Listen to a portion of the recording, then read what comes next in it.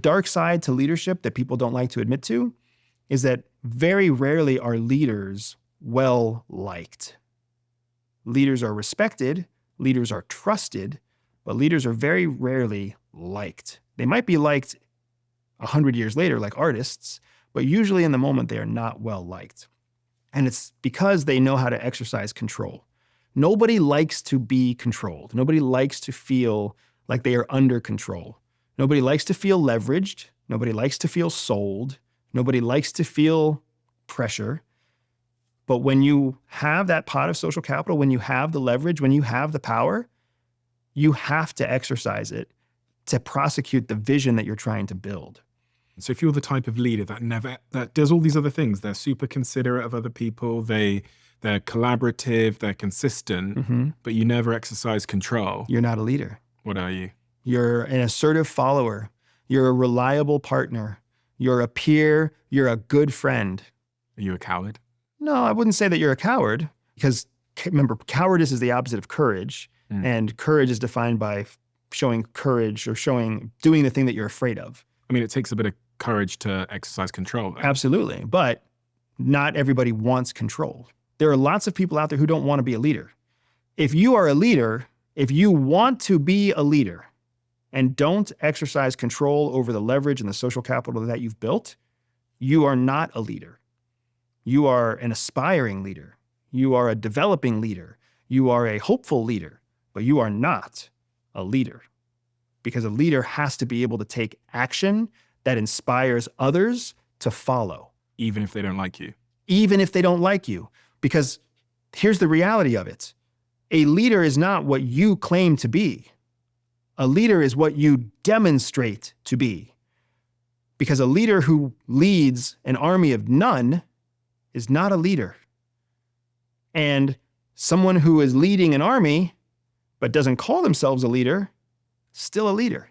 What do you think are the sort of core components of a great leader? You go to a lot of companies, you speak to a lot of executive leaders. What are the ones that you respect the most, whether they're clients of yours or people you've seen within history?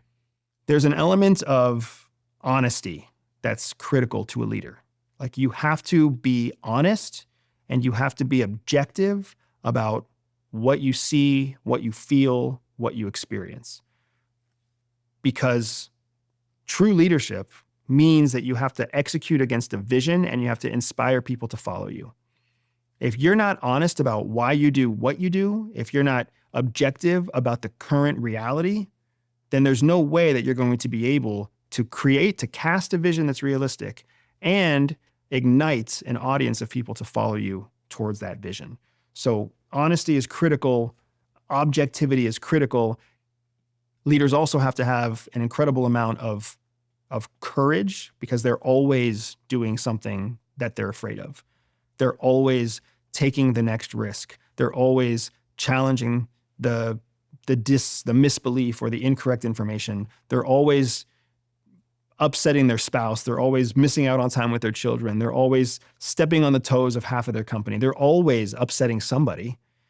You can't be a leader without having the courage to hurt 80% of the people that you talk to. Because if they're not completely in line with the vision that you're trying to lead towards, they need to be brought in line with the vision that you're leading. And that sometimes that means you're going to tell them bad news. Sometimes that means you're going to slap them over the back of the head. Sometimes that means you're going to cut them off and let them float. So you have to have courage, which specifically means doing the thing that you're afraid of to be a leader. Which is why to me, the most important component of being a leader is accepting that you will be lonely forever. That's the unfortunate fact of being a leader. It's lonely at the top. And every general has talked about it. Every president has felt it. There's a reason presidents go gray. Michelle Obama will look very good when she's gray. But you have to be willing to be lonely. If you're not willing to be lonely, then you're not courageous enough to be lonely. Then you're not fit to lead.